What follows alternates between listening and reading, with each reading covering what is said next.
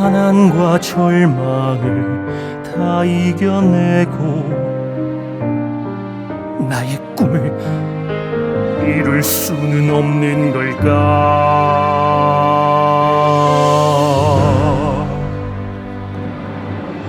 모두가 그만 지쳐 포기했나? 그러나 가야 할 역사에 서다 끝없이 눈 감고 생각해 볼 밖에 가난은 강철로 된 이슬빈가 보다 타오른 불꽃 나의 영혼으로 눈부신 태양을 이루어내리 끝없이 눈 감고 생각해 볼 밖에 가난이 강철로 된 이슬비라도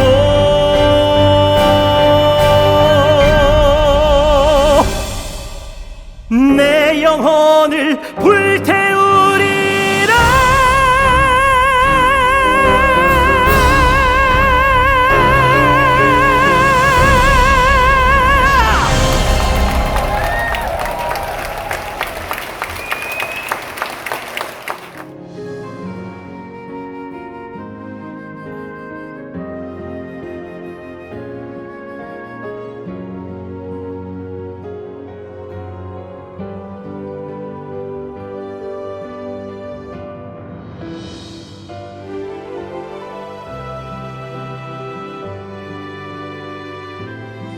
예, 여러분 안녕하십니까. 김재철입니다.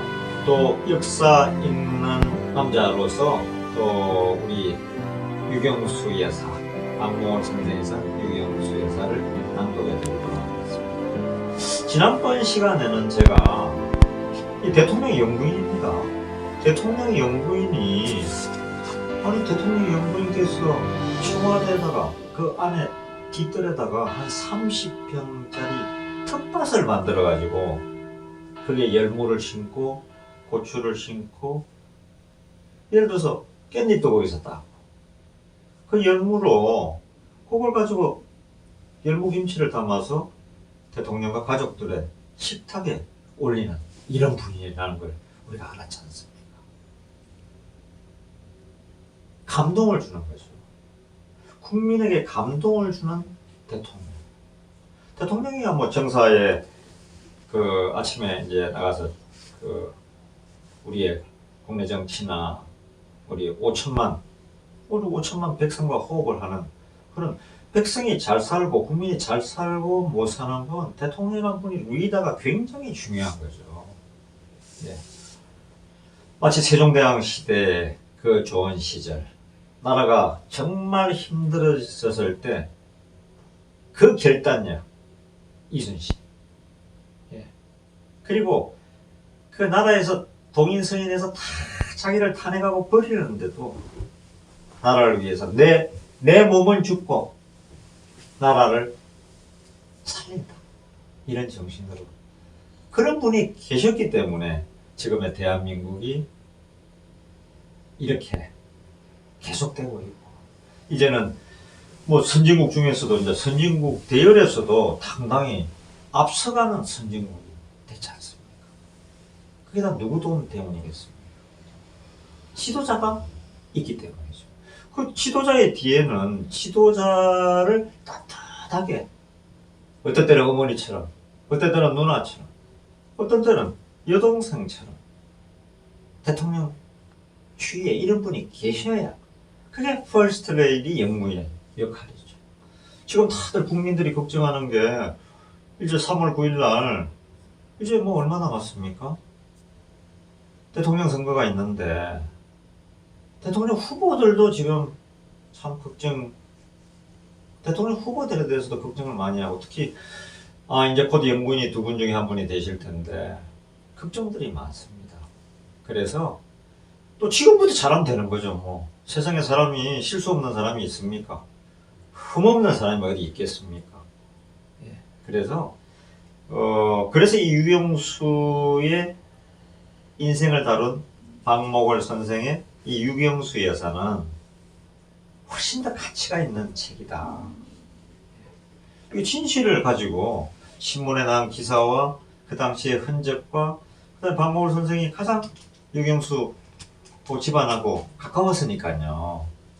딸 근혜양이나 근영양이나 다 가깝게 지냈으니까 이렇게 정말 우리가 읽었을 때 들었을 때 피부에 와닿는 이런 걸 느낄 수가 있는 거예요. 대통령 연구인이 청와대 뒷뜰에 30평짜리 텃밭을 만들어서 열무김치를 심고 거기다가 깻잎을 따서 그 식탁에 올린다. 참 진짜 대단하구나 하는 생각이 듭니다. 오늘은 그 다음 부분 또 낭독을 해드리겠습니다. 위에서 청와대에서는 오찬의 대처로 국수를 들게 된다고 하였다. 점심에 국수를 드는 것은 고사복동 시절부터 길러온 습관으로 청와대에서도 변하지 않았던 것이다. 67년 무렵이었다. 전국에서 모이던 여교장들이 여교장 회의를 마치고 여사의 초청으로 청와대에서 점심 대접을 받았다. 청와대에서 모처럼 오찬에 초청하므로 사내 진미는 아니라 하더라도 별미가 나오게 되려니 생각했었다. 그러나 막상 식탁에 나온 것은 국수 한 그릇 뿐이었다. 이것은 필자도 경험한 일이 있다. 1968년 12월 11일 12명의 시인을 접견한 여사가 오찬을 베풀어 주었다. 당시에도 식탁에 나온 것은 짜장면이었다. 여사가 식생활을 철저하게 간소화하게 되면 첫째, 식생활 개선은 청와대의 주방에서부터 수범적으로 시작해야 한다는 사명감. 둘째, 중류가정 생활 정도의 수준을 유지하려는 여사의 신념. 그리고 셋째, 쌀을 주식으로 하는 일반적인 폐단을 시정하고 식생활의 간소화 운동을 국민운동으로까지 발전시키려는 의욕적인 다짐. 그리고 양곡의 절대량이 부족한 국가적인 실정에서 분식과 혼식을 권장하고 사치와 낭비의 풍조를 제거하여 자급자족하는 국가를 이룩하려는 식생활 근대화의 의욕. 이 대목에서 양곡의 절대량이 부족한 국가적인 실정이다. 이게 지금 우리가 듣기에는 저도 그런 시절을 잊어버려서 잘 이해가 안 돼요. 이게 지금 1966년, 67년에는요, 우리나라가, 그 당시에 이제 한 3,500만 이런 국민들이 다 먹을 양식이, 심하게 하면 우리 국내에서 논밭에서 나는 생산은 한 60%밖에 안 되는 거예요. 굉장히 가난하니까. 그러니까 원조를 받아 먹었죠. 특히 미국에서 우리에게 얼마나 많은 원조를 했습니까? 밀가루도 해주고, 쌀도 해주고, 분유도 해주고. 저도 어릴 때 학교 가면 이 분유를 이때 줬거든요. 미국에서 원조 물차 해가지고, 그 분유를 우리가 먹고 자랐다고요. 그것도 썰어 먹으려고. 어쩌다 한 번 주지 계속 줍니까? 그러니까, 밥이 모자란다, 쌀이 모자란다, 보리가 모자란다. 이건 이해가 안 되죠. 지금, 특히 지금의 30대, 20대, 10대는 이해 자체가 안 되는 일이죠. 그만큼 대한민국이 가난했습니다. 지금은 GNP가 3만 불이 넘지만 그때는 100불, 150불이었잖아요. 200불. 그러니까 이럴 수밖에 없었죠. 쌀이 자족된 게 통일비요. 1970년대 초에 들어와서 쌀 정산에 그냥 계속 그걸 매진해가지고 박정희 대통령이 어떻게 하면 이거 자급자족. 우리 대한민국의 논밭에서 난 쌀과 보리로 작곡으로 우리가 먹고 살 수 있겠냐. 이렇게 해야 된다. 지금 반밖에 안 되고 있었으니까요. 그 당시에. 나머지 다 수입하거나 원조였거든요. 그래서 배불리 먹게 된 게 쌀, 보리, 걱정 없이 밥, 하루 3끼 밥, 그래도 다 먹게 된 게 70년, 73년, 74년, 75년도 돼야 되는 겁니다. 불과 50년 전의 일입니다. 그때까지 일이 다 굶었다니까요. 그래서 박정희 대통령이 뭐 070, 과 30 이렇게 대부분 얘기하는데 아무도 부정할 수가 없는 게 그거 아닙니다. 우리의 보릿고개. 예. 그걸 없애준 사람이 박정희니까요. 이렇게 선진국을 만들어낸 것이. 그 얘기입니다. 그리고 이제 또 보면은, 지금 국수 먹던 얘기 하는 겁니다. 짜장면 먹던 얘기, 청와대에서도. 지금, 전국에서 모여든 여자 교장 선생님들이 청와대 가서 식사를 준다 그래서, 점심 때 식사를 준다 그러니까 이제 어떤 걸 청와대에서 줄까? 다 궁금하잖아요.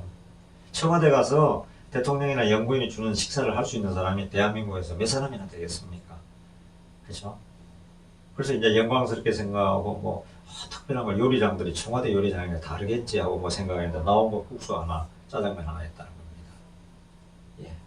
우리나라 사정이 그랬고요. 자, 다섯째, 언제든지 신당동으로 돌아갈 수 있는 생활 자세를 잃지 않고 자녀들에게 사치 생활을 길들이지 않으려는 교육적인 측면 등등을 들 수 있다. 이와 같은 식생활 간소화가 여사만의 의욕적인 성의나 뜻만으로 성취될 수는 없는 일이다. 가족들이 호응을 해줌으로써 실천이 가능한 일이었다. 대통령이 빈대떡과 막걸리, 된장찌개, 도토리묵 같은 것을 즐겨 들고 좋아하게 되는 것을 신문 기사에서는 소박한 서민적 식성으로 돌려버리고 있다. 설사 그것이 대통령의 서민적 식성이라 하더라도 단순하게 식성으로서만 돌려버릴 수 없는 일면을 가지게 된다. 각하는 무슨 음식을 좋아하시지요? 음식에 대해서는 무엇이나 잘 드시는 분이에요. 그러나 진지상에 여러 가지 반찬을 놓으면 언짢아 하시지요. 이게 기자가 이제 유경수 여사에게 박정희 대통령이 식사에 대해서 물은 겁니다. 국민소득 1000달러가 될 때까지는 아무리 대통령이라 하여도 잘 드실 수 없다는 것이 그분의 말씀이에요. 국민소득이 1000달러가 돼야 내가 고기도 먹고 내가 원하는 거 좀 맛있는 거 먹어보겠다. 우리가 이렇게 가난하니까 다 국민들은 그렇게 먹고 사는데 내가 어떻게 새끼 고기를 먹고 새끼 생선을 먹겠냐 이런 뜻입니다. 예. 이것은 주부교실 회장이며 식생활 개선 운동에 앞장서고 있는 유재환 여사를 접견하는 자리에서 유경수 여사가 직접 들려준 이야기다. 다음 이야기는 64년의 일이다. 64년이니까 1961년 5.16이니까 불과 뭐 3년 뒤의 얘기입니다. 기숙사 생활을 하던 근혜 양이 주말에 청와대로 돌아왔다. 기숙사 생활을 이제 그 당시 하는데 모처럼 집으로 돌아온 딸을 위하여 근혜 양 얘기입니다. 여사는 몇 가지 음식을 장만하였다.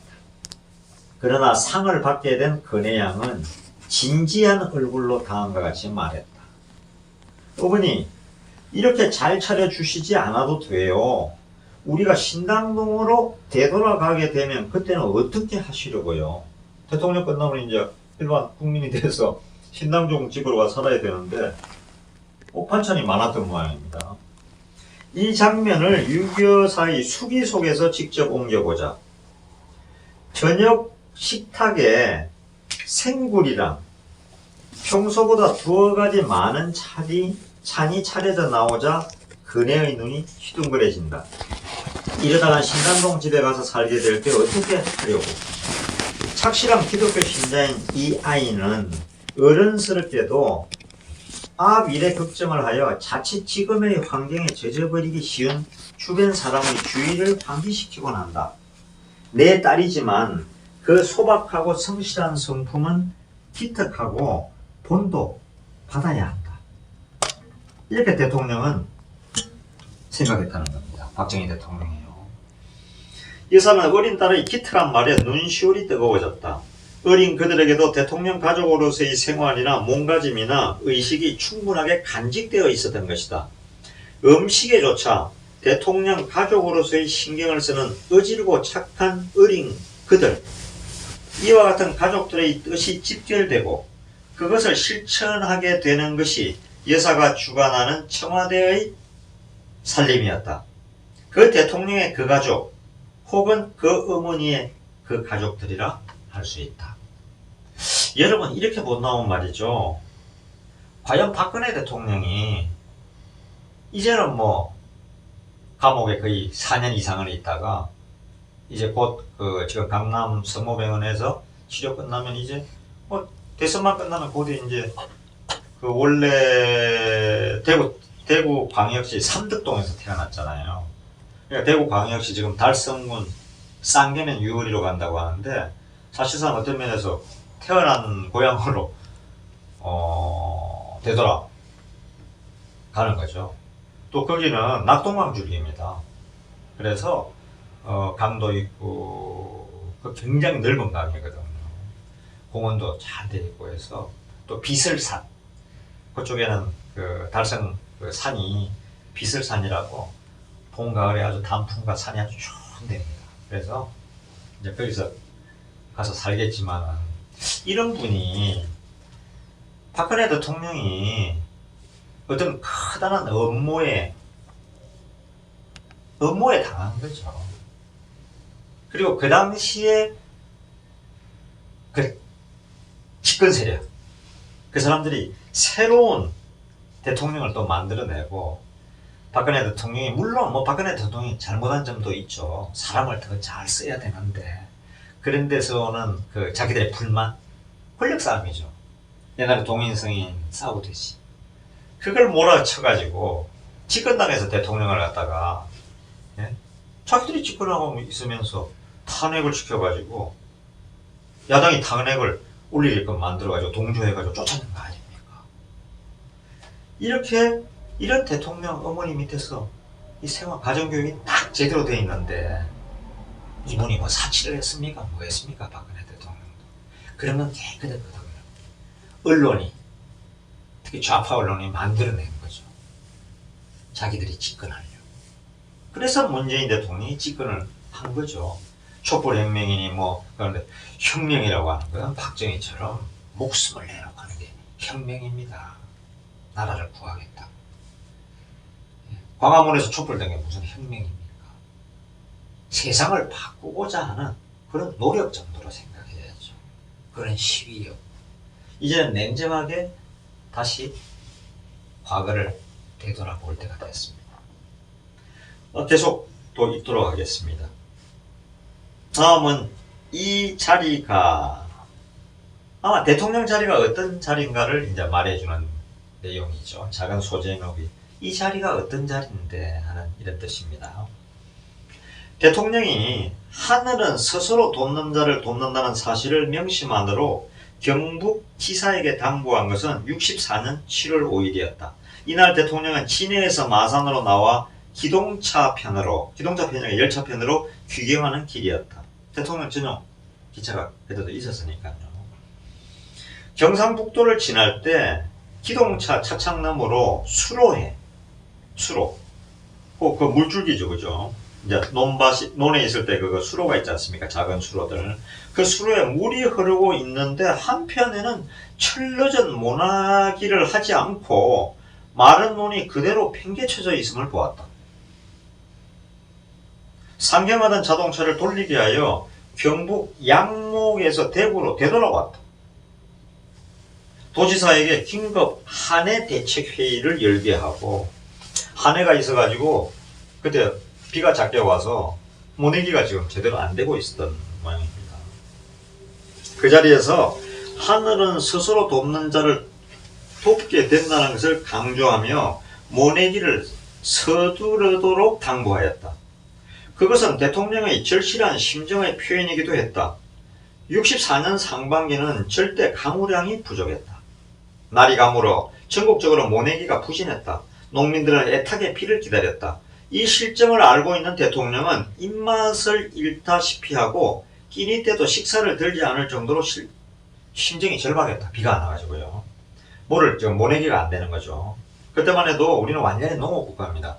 예. 공업하는 제대로 심하게 하면 공업용 못 하나 못 만들던 시절이었고, 제가 지금 지금 카메라로 제가 이걸 지금 녹화를 하고 있는데, 카메라를 어떻게 만듭니까? 카메라 렌즈가 아니라 뚜껑조차도 못 만들지 못하는 때였습니다. 대한민국. 이런 실정 속에서도 대통령은 인간으로서의 할 일은 다 해놓고 비를 기다리자는 것이었다. 그러다가 7월 15일 밤이 되었다. 비가 푸붓기 시작하였다. 삽시간에 물 흐르는 소리가 들리고 청와대의 수목들이 가지를 휘저으며 시원스럽게 젖고 있었다. 대통령은 서재의 수화기를 들어 부산시장을 불러댔다. 김 시장, 그곳에도 비가 와요? 전국적으로 비가 오는지 그것을 확인하고 싶어서였다. 전화를 받은 김 시장이 창밖을 내다보았다. 아침부터 시름시름 시작한 비가 본격적으로 내리고 있었다. 굵은 빛발이 유리창에 불이 쳐지고 있었다. 네, 각하. 마구 쏟아지고 있습니다, 비가. 그래요. 대통령의 명랑한 응답이 수화기에서 울려왔다. 전국적으로 비가 오고 있음을 알게 된 대통령은 집차를 대기하도록 일렀다.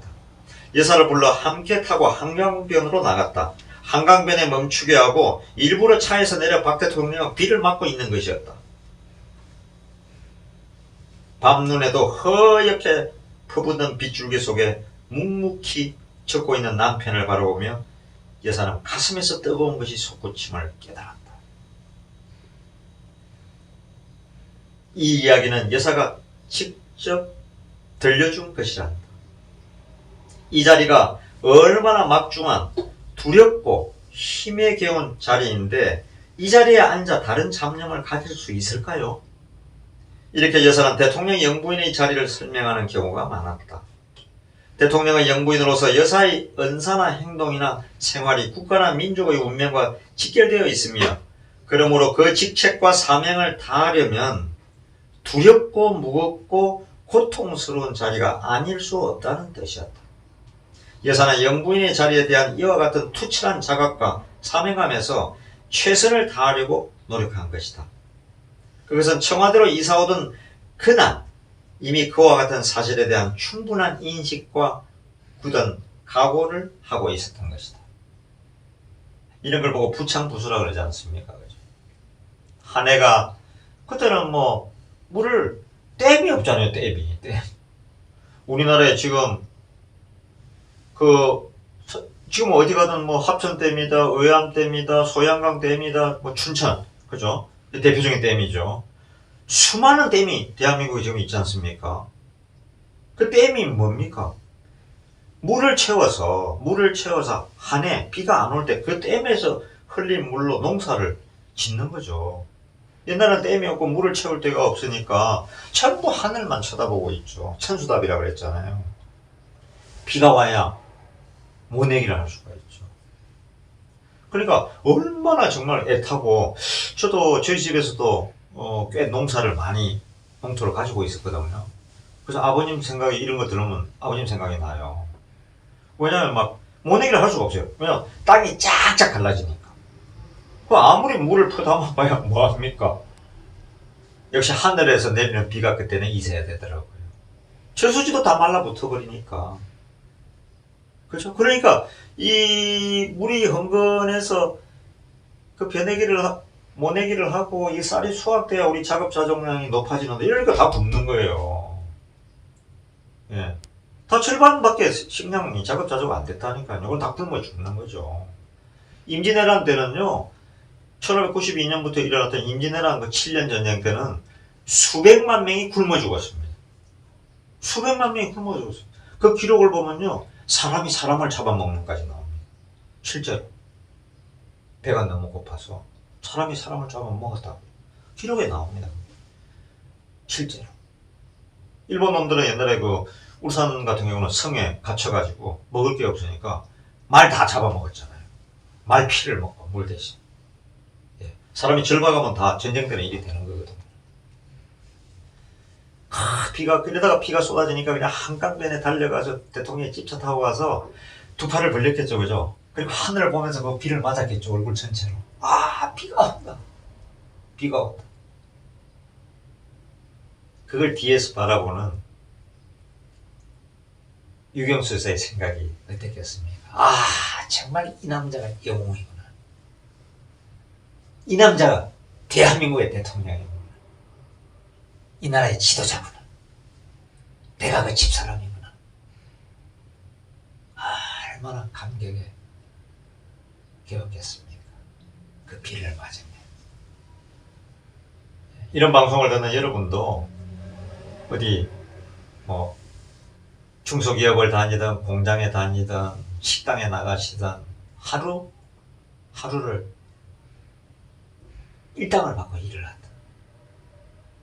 최선을 다한다는 게 굉장히 중요한 것 같습니다. 그 최선을 다하면 거기 있는 사장님이 보고 있잖아요. 그죠? 거기 있는 부장님이 보고 있잖아요. 그럼 그런 분은 쓰게 된다고요. 임금도 더 주고.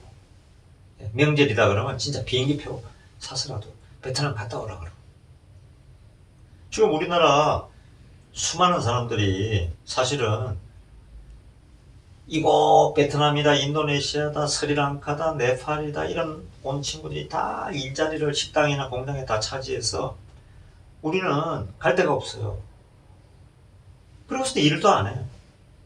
그래서 제가 이제 어디 지방이나 식당이나 이런 조그만 모텔이나 이런 데 와서도 그 사장들에게, 이제 주인들에게 뭐 아는 분들에게 물어보면 아니 전부 다 베트남, 인도네시아, 뭐 스리랑카, 네팔 막 이러니까요, 필리핀. 그래서 왜 그러냐 그러니까 같은 돈을 주고서라도 이제는 외국인이 훨씬 낫다는 거예요. 우리나라 사람들은 불평이 너무 심하고 또 필요하면 다음날 안 나와버리고 그래서 특히 식당 같은 데는 쓸 수가 없다는 거예요. 일 잘하는 외국인이 훨씬 낫다는 거죠. 그러니까 우리나라 사람들보다도 일자리를 다 뺏겼어요. 이제 우리가 진짜 많은 바닥의 일자리는 다 뺏겨가지고 일을 하려고 해도 그 주인들이 쓰질 않아요. 이제 왜냐? 한국 사람이라. 제가 이거 눈으로 보고 있습니다. 예. 이런 남편을 가진 여사님도 행복했지만 이런 대통령을 가진 우리 국민들의 복이 있었던 거죠. 예. 그래서 이 나라가 이리 변한 겁니다. 계속 또 해가겠습니다. 프란체스카 여사가 사용하던 경대와 의자를 바라보며 이 자리에 앉은 사람의 마음을 알겠다 하던 그 수수께끼 같은 독백이야말로 청와대의 안주인으로서의 직책이 얼마나 막중한 것임을 깨닫고 경대 앞에 앉았던 역대 대통령 부인들의 마음을 헤아릴 수 있다는 뜻이었다. 이 프란체스카는 여러분 이제 이승만 대통령 부인 아닙니까? 위에서 다른 잡념을 가질 수 있을까요? 하고 반문한 그 대목은 초대 대통령 부인 프란체스카 여사와도 관련되는 것이었다. 이 대통령이 하야한 후 한간에는 프란체스카 여사에 대하여 구구한 뜬소문이 많았다. 다른 잡념을 가질 수 없다는 것은 그와 같은 뜬소문을 부정하는 말이었다. 이 프란체스카 여사도 정말 이승만 대통령을 오스트리아 출신의 부인이었지만 정말 옆에서 남편을 많이 돕고 대단했던 퍼스트 레이디였습니다. 외국인이었다고 우리가 꼭 배척할 일이 아니죠. 누가 이 자리에 앉든 그 막중한 임무와 직책으로 저 자신의 사사로운 이해관계를 돌볼 여지가 없는 것이며 오로지 국민이나 국가를 위하여 최선의 충실을 다짐하고 실천하지 않을 수 없음을 여사는 강조하였던 것이다. 이와 같은 신념에서 전직 대통령 부인들에 대하여 여사는 존경과 경의를 표하게 되었던 것이다. 이승만 초대 대통령 서거 후 오스트리아에서 귀국한 프란체스카 여사 생일에는 꽃다발을 보냈으며 윤보선 4대 대통령 부인 공여사에게도 과일을 보냈다. 프란체스카 여사 생일에 과일과 꽃다발을 보낸 데에는 해마다 친서를 곁들였다. 그리고 해마다 보내는 축하 사연일지라도 사연이 중복되지 않도록 마음 쓰는 그것이 여사의 예의 바르고 알뜰한 성품이었다. 70년에는 프란체스카 여사를 청와대로 직접 초대하여 오찬을 대접하였다. 그 자리에 홍 부인도 초청하였으나 응하지 않았다. 윤보선 대통령 부인이죠. 아무래도 박근혜 대통령의 아버지죠. 박정희 전 대통령이 5.16 군사혁명을 일으켰을 때 앞에서 들으신 대로 그때 내각 책임자였습니다. 정말 상징적이지만 대통령 윤보선이었거든. 그 5.16으로 윤보선이 그 자리에서 내려왔잖아요. 그래서 아무래도 앙금이 풀리지가 않았던 거죠. 정치를 떠나서 이야기를 나눌 수 있는 자리로 마련한 것이었는데 측근을 돌아보며 섭섭한 얼굴로 여사가 한 말이었다. 73년에도 프란체스카 여사를 청와대로 초청하여 생일 축하 오찬을 대접하였다. 프란체스카 여사가 건강관계로 식이요법을 한다는 사실을 알고 짠 것, 단 것을 피하였으며 그분의 식성과 기호를 조사하여 손수 식단을 짰다. 냉깨죽과 광어, 로스비프, 구운 소고기죠. 당근 삶은 것과 수박, 그리고 생일 케이크를 준비하도록 하였다. 근래 이렇게 맛있는 음식을 먹어보기는 처음이라는 프란체스카 여사를 전송하고 돌아오면서 내년에는 핸드백 선사할 것 하고 탁상일기에 기재해두는 여사였다. 내년 생일에 초청하면 핸드백을 선물해 드려야겠다. 왜냐하면 프란체스카 여사가 들고 있는 핸드백이 낡아 보였던 것이다. 이 마음씀이 정말 대단하지 않습니까? 프란체스카 여사에 대한 이와 같은 호의는 여사의 표현을 빌면 인간적으로 존경하고 사귀려는 성의에서 우러나온 것이라 하지만 다른 면에서는 영부인으로서 그 자리에 대한 막중한 임무와 직책과 사명을 여사 자신이 심각하게 자각함으로써 전 대통령 부인을 존경하고 예우하게 되었던 것이다. 예. 자, 다음은 제목이 소제목이 붕정칠만리라고 되어 있는데 이 붕정 이게 참 어려운 용어인데 옛날에 이렇게 썼던 것 같습니다. 처음으로 이제 혁명 이후에 처음으로 박정희 대통령은 혁명 이후에 이제 미국도 다녀오고 했습니다만 일본도 다녀오고 유경수 여사로서는 이제 처음으로 해외에 나가게 되는데 이 해외에 나간 게 이제 서독에 가서 우리 광부와 간호원들을 만나게 되는 그런 이야기입니다. 미리 제가 한번 쭉 읽어보니까요. 자, 낭독해 드리겠습니다. 있는 그대로의 자기를 나타내려 하게 되면 세계 어디를 가도 부끄러운 것이 없어요. 있는 대로 하면 된다는 거죠. 서독 방문을 앞두고 여사가 한 이 말은 누구를 만나든 가림없이 성실하게 대하겠다는 뜻으로 해석될 수 있다. 그러나 어디로 가든 누구를 만나든 어떤 환경 속에서도 당혹하거나 당황하는 일이 없이 있는 그대로의 자신을 표현할 수 있는 침착성과 겸허성을 가지려면 인간적인 수련과 인격의 연마를 통한 자기 중심이 확립되어져야 된다. 그런 뜻에서 이 부드러운 표현은 기실 여사의 깊은 신념을 드러내 보여주는 말이기도 하였다. 또한 이것은 비단 방독, 독일 방문을 앞두고서의 신념이나 자세의 표현이라기보다는 여사는 평소에 있는 그대로의 자신을 나타내려는 신념 속에서 생활하였으며 그리하여 구김살 없이 자연스러운 생활과 몸가짐을 가질 수 있었던 것이다. 박 대통령의 방독설이 청와대 내부에서 이야기된 것은 64년 7월경이었다. 그러니까 5.16 혁명 후 3년이 이제 만 3년이 지났을 때였습니다. 그 이야기가 무르익어 본격적으로 준비에 착수하게 된 것이 9월 중순이고 12월 6일에 출발하려던 2달 남짓 여유가 있었다.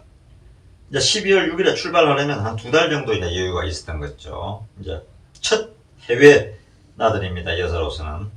여사로서는 시일이 다급해졌다. 방독은 영부인으로서 큰 여행일 뿐더러 여사는 해방 전 언니네 집을 방문하기 위하여 만주 나들이를 한두 번 다녀온 경험 외에는 해외로 여행한 일이 없었다. 첫 경험이나 다름없었다. 이전에는 그러니까 육인순, 장녀죠. 육종관 씨의 장녀 육인순, 그 장녀가 결혼을 해서 만주에 살았거든. 그 남편이 이제 만주에서 좀 큰 공무원이었습니다. 여사는 박 대통령 네 분을 초청한 리버케 대통령을 비롯하여 그곳에서 접견하게 될 중요 인사들이나 그 부인들에 대한 예비 지식도 가지고자 했고 화제를 풍부하게 가지기 위하여 독일의 역사와 경제, 문화, 독일 국민에 대한 일반적인 지식도 폭넓게 파악해 두려고 했다. 지식을 쌓아야 되는 거죠. 어떤 얘기가 나올지 모르니까요. 아울러 영부인으로서 가장 마음이 쓰이는 것은 의상이었다. 여자분이니까. 정치는 그분께서 알아서 하실 테지만 나는 어떻게든 인상 깊은 모습을 남겨서 우리나라를 조금이라도 돋보이게 하고 싶은 것이 여사의 심정이었다. 치마 저고리 한 감을 같은 천으로 덥석 끊는 일이 드문 여사로서 이와 같은 화려한 국제적인 무대에 입고 나갈 만한 의상이 준비된 것이 없었다. 이제 첫 나들인데 의상을 뭘 해야 될지 사실 힘든 거 아닙니까? 또 여자분이고. 더구나 여사는 평소에 국산 중에서도 마당, 그때 한마, 두마 이렇게 이제 얘기가 되니까 마당 1, 2천 원에 불과한 중질, 그냥 중급 정도의 이제 그 질이 중질이나 그 이하의 것을 흔히 선택하였던 것이다. 이런 일이 있었다. 하루는 여사가 아래 위로 흰옷을 차려입고 비서실에 나타났다. 원래 흰옷을 입게 되면 백합같이 우아한 느낌을 주는 것이 여사의 모습이었다. 비서들은 여사의 아름다움에 경탄하였다. 그러나 옆으로 가까이 다가가서 막상 천을 살펴보니 안감으로 쓰이는 인조견이었다. 사모님, 이건 안감으로 쓰이는 거예요. 비서가 깜짝 놀라며 여기서가 이제 일러드렸다. 안감으로 쓰이면 어때요? 이 눈부시게 새하얀 빛깔이 아름답잖아요. 여사는 태연하게 말했다. 그 후로도 그 옷을 입고 접견실에 나가곤 하였다. 그러나 이번 서독 방문에 입고 갈 의상만은 그럴 수가 없는 일이었다. 무엇을 어떻게 입느냐에 골몰하게 되었다. 여사는 우선 양장보다 한복을 중심으로 의상을 준비하기로 하였다. 한복을 선택한 이유를 여사는 신문 기자에게 다음과 같이 설명하였다. 전 불편하더라도 한복을 입기로 했어요. 그 머나먼 곳으로 가서 고생을 하고 있는 사람들, 이건 뭐냐? 서독에 가 있는 우리 간호원이나 간부를 얘기하는 거죠. 그분들에게는 우리 옷을 옷차림으로 나타나는 것이 그러니까 우리 한복을 입고 나타나는 것이 따뜻한 느낌을 주게 되고 고국을 그리는 마음을 조금이라도 위로해 주는 일이 아니겠어요. 예. 이런 얘기는 어떤 얘기냐면, 정말, 그때, 여러분들 생각에는, 듣는 분들 생각에는, 아니, 광부나 간호원 갔으면 1년에 한 번씩은 우리 국내 비행기 타고 왔다 갈 거 아니야. 수독인데. 수독 비행기 한 번 타면 12시간이면 가는데. 그야말로 지금 생각이죠.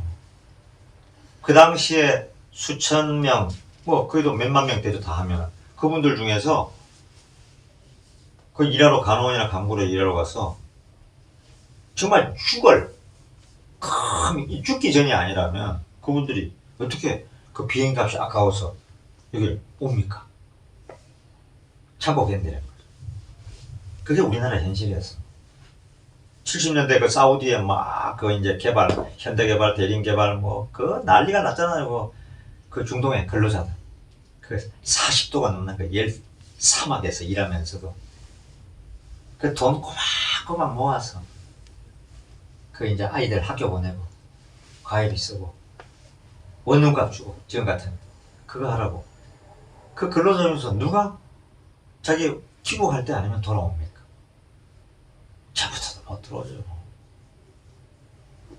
속된 말로 피 같은 돈인데 그걸 어떻게 번 돈인데 꼬박꼬박 보냈죠. 그런 마음을 우리가 이 과거의 일이지만은 한번 우리가 마음에 우리가 참 많이 배우는 것 같아요. 저부터도.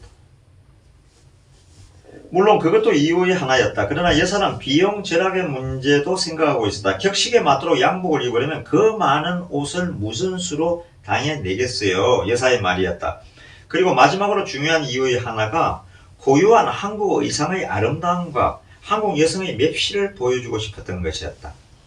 재봉에 뛰어난 소질을 가진 여사는 한복의 부드럽고도 섬세한 선과 그 아름다움을 살리기 위하여 재봉사 옆에 앉아 열흘 동안 재단이며 키시며 동정, 심지어 끝동 다하는 것까지 같이 지시하고 일을 같이 했다는 거죠.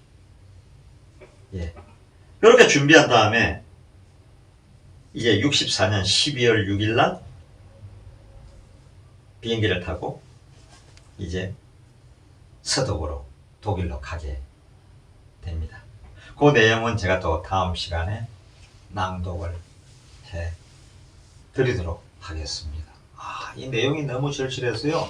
일부 듣는 분 중에는 이게 너무 가슴이 찡하다고, 이걸 웹 드라마나 이렇게 좀 만들어주면 좋겠다고 막 이런 얘기도 하세요. 그래서 제가 우선은 그 아카시아팝 퍼스트 레이디 유경수 아카시아팝에 대한 사연을 제가 다음 시간에 한번 들려드릴게요. 네. 그래서 그 뮤지컬부터 만들겠습니다. 그리고 앞으로 이제 국민 성명도 저희가 만원 이상의 국민 성명도 모아서 여기에 종잣돈으로 또 쓰도록 하겠습니다. 그래서 아마 전번 시간인가부터 밑에 후원 계좌가 그게 이제 유튜브가 돼서 저는 사실은 그 자금 관리를 깨끗하게 하려고 그게 써야 되니까 우리 같이 일하는 김기영 대리가 수학과 출신 아닙니까? 수학과 다니고 있죠. 그래서 그 회계장부를 맡기려고 하는데 그게 안 된답니다. 유튜브는 본인 하는 사람 이름이야 된다고 그래서 일단 제 계좌로 해서 제 계좌에서 그걸 한 번씩 체크해 가지고 거기에 10원이라도 들어오면 지금부터 후원 계좌로 들어온 돈은 전부 다 김기영 대리 통장을 하나 만들어서 그걸로 넣으려고 합니다. 이체를 하려고. 왜냐 요건 10원이라도 귀한 돈이니까 이 돈을 모아서 뮤지컬 아카시아팝 만드는 사용을 하도록 하고 또 그분들에게는 저희가 명단을 앞으로 꼭 관리를 해서 꼭 전화번호 좀 남겨주시고요. 핸드폰번호. 이 올 연말에 지금 아카시아팝을 공연할 계획인데 그때 저희가 가장 좋은 조건으로 초대하도록 그리 하겠습니다. 고맙습니다.